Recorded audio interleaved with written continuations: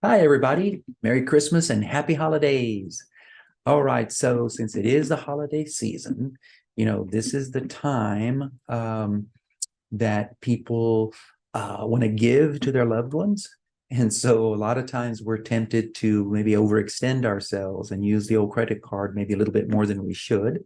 And so my message on this video is don't go into debt for Christmas. So really what I want to cover in this video is I want to continue building on creating a financial plan and focusing on the four components of that financial plan.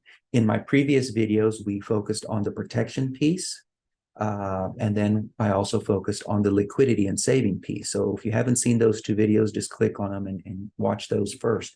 But on this video, I want to focus on the next step in my process or my recommendation, and that is focusing on debt and debt management. And so when it comes to debt and credit, consumer credit and consumer debt, actually, I think it might be helpful if we take a little history lesson on consumer debt. Talking about consumer credit, all right, a lot of people think that's something that is an invention of modern times. And actually, consumer loans and consumer credit, that's been around for several millennia. As a matter of fact, if you go all the way back to 3500 BC, during the ancient Sumerian times, there's evidence there that consumer loans were used for agricultural purposes. In other words, people were borrowing money to start their farms.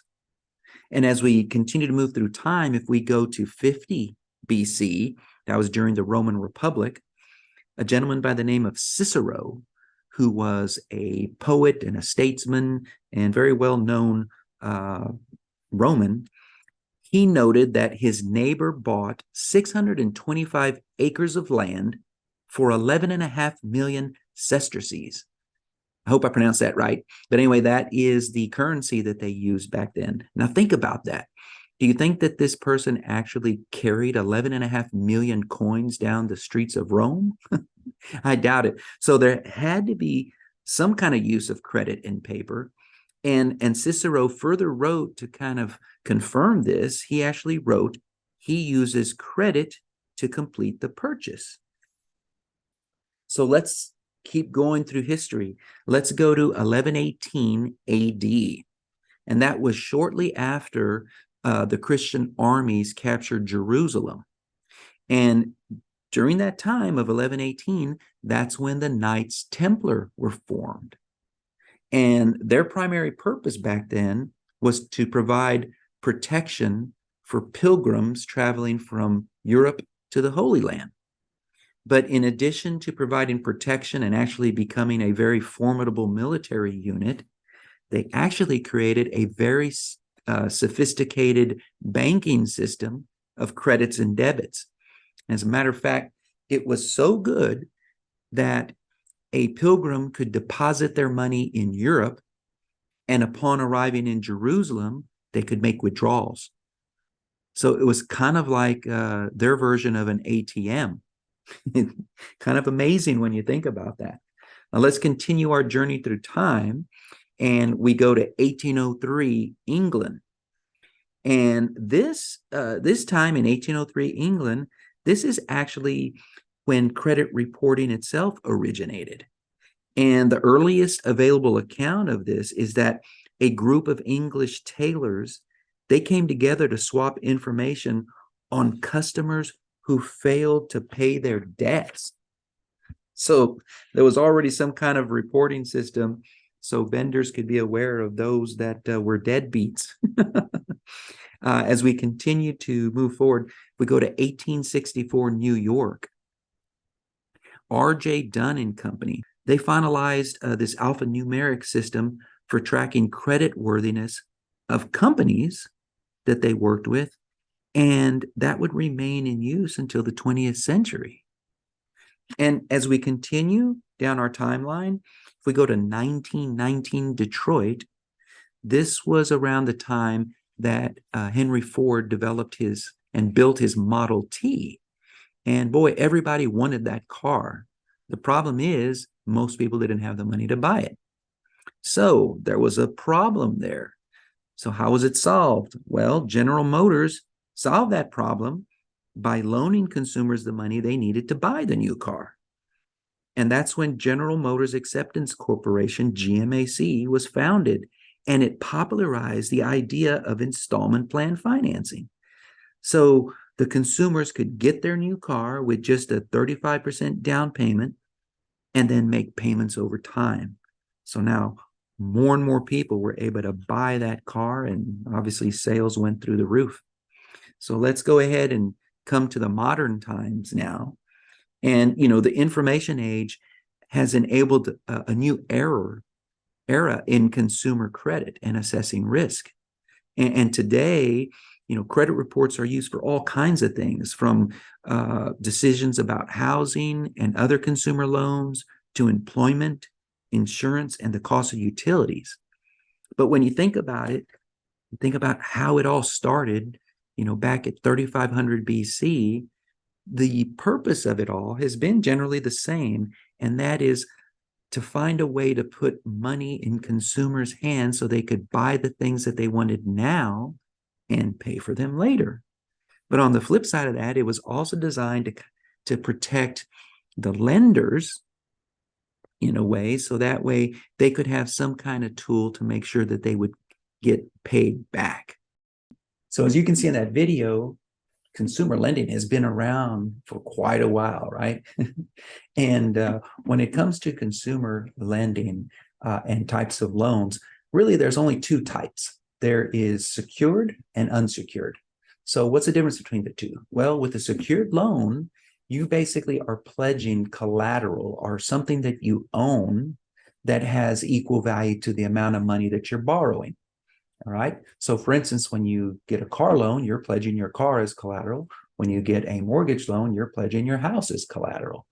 And so there's other ways to pledge collateral against loans. For instance, you could pledge a bank account, like a bank CD or a savings account. You could pledge a securities if you have investments, as long as they're non-retirement. You can't pledge an IRA or 401k money. But if it's a non-retirement investment account, you can pledge that. Cash value life insurance, something else you can pledge. So there's a lot of things you can pledge as collateral: artwork, collectibles, that sort of thing, whatever the bank may accept. And if you do have a collateralized loan, the benefits of that is you're going to be able to have more favorable terms. In other words, lower interest rates and longer repayment schedule.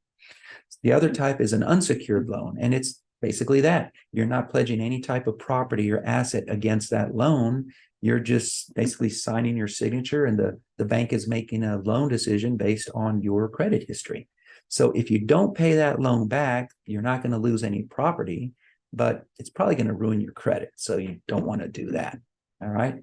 So when somebody is applying for credit, what are some of the things that the financial institutions consider when they're deciding to lend you the money or not? Well, the number one thing that they take a look at is your credit history. In other words, they pull reports, FICO scores, and they reach out to the major credit reporting agencies. Some of those you've probably heard. Experian is one, TransUnion is another, Equifax. So any type of credit that you've ever had in your life and you've paid on, it's going to show up on there. And so what that report shows is how well you paid on that credit. Did you pay it on time? Did you pay it in full? Because the way the financial institution looks at it is, if you've paid your credit in the past, you're probably going to pay it in the future. So that's the number one thing that they take a look at. The other thing that they take a look at is what's called debt to income ratio.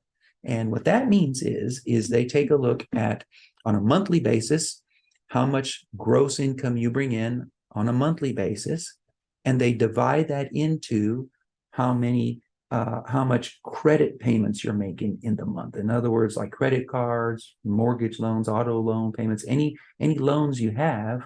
So they take that and they divide it by your gross monthly income, and then that comes out to a ratio. So they like to see that ratio at about 30% or less. So let's say you were applying for a mortgage loan. The mortgage lender is going to have two ratios: a pre-mortgage and a post-mortgage payment ratio. The pre-mortgage payment in other words, before you get the mortgage loan, they like to see that debt to income ratio at 28% or lower, and the post 36% or lower. All right, so debt to income ratio is very important. The other thing that they like to take a look at is your credit utilization. In other words, on all your unsecured lines of credit, so like your credit cards and lines of credit, they don't like to see you using more than 30% of whatever your line of credit max is. So let's say altogether you have $10,000 of potential credit that you could be using. They want to see you using $3,000 of it or less. All right. So credit utilization is very important.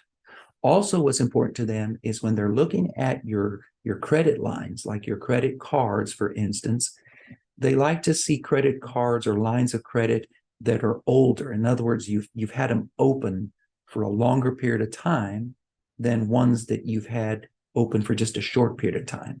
So people that do a lot of balance transfers, that's going to count against you, because if you're opening and closing credit cards relatively often, that's going to count against you on your credit score. All right. So when it comes to applying for a loan, there are certain minimum credit scores that banks want to see. So for instance, the credit scoring can go anywhere from 300 up to 850.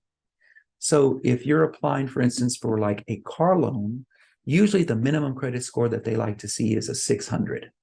If you're applying for a mortgage loan, the minimum credit they like to see is around 620. All right. And so once again, how you pay back your debts, how you're utilizing your existing credit, how old are those credit facilities, all of those things add up to come up with that score. And then it affects their overall decision. And obviously, the higher credit score you have, the better terms you're going to get when you're applying for loans. All right. So the other thing that I talk about with my clients is debt elimination, because some of them come to me and say, you know what, I really would like to get rid of my debt. How's the best way to structure that? Well, what I like to do is I like to approach it from a secured and unsecured perspective. So the first thing you want to tackle, or that I recommend, is your unsecured debt. So if you have multiple credit cards or lines, then what you want to do is take a look at the one with the smallest balance, and that's the one you focus all your cash flow on. Pay that off. Once that's paid off, whatever monthly payment you were using or cash flow you were using to pay it off, now move it to the second one. And just keep doing that till you've paid off all your unsecured debt. Then I recommend that you go to the next type of debt, which is your secured, but go to your secured debt that has depreciating assets securing it. So for instance, car loans or boat loans, things like that, and then focus on paying those off using a similar strategy as I just suggested. Now, when it comes to secured loans, that are secured with appreciating assets, for instance, like real estate, like your home or rental property, things like that. Well, that's where you really want to talk with your advisor and sit down and see if it really does make sense to pay that off early. Sometimes it does, and sometimes it doesn't. So it really depends on your situation. So that's a discussion you want to have and go through that type of, calculation and configuration to see what's going to be best for you. The other thing that clients ask me a lot about is, does it make sense to do a debt consolidation loan? And so what is a debt consolidation loan? Well, that's where you take all your unsecured loans, or even maybe secured loans with depreciating assets, and throw them all into one loan. So it kind of makes your life easier that way. So instead of dealing with multiple types of credit facilities, you're just dealing with one. Now, my general rule of thumb is, when we're talking about should you do a debt consolidation loan or not, well, if you do, it needs to accomplish one of these things. Otherwise, it's really not worth doing. Number one, if you do it, is it going to increase your cash flow, your monthly cash flow? If it is, then that allows you to take that freed up cash flow and focus on accomplishing other financial goals in your financial plan, and that'd be a good thing.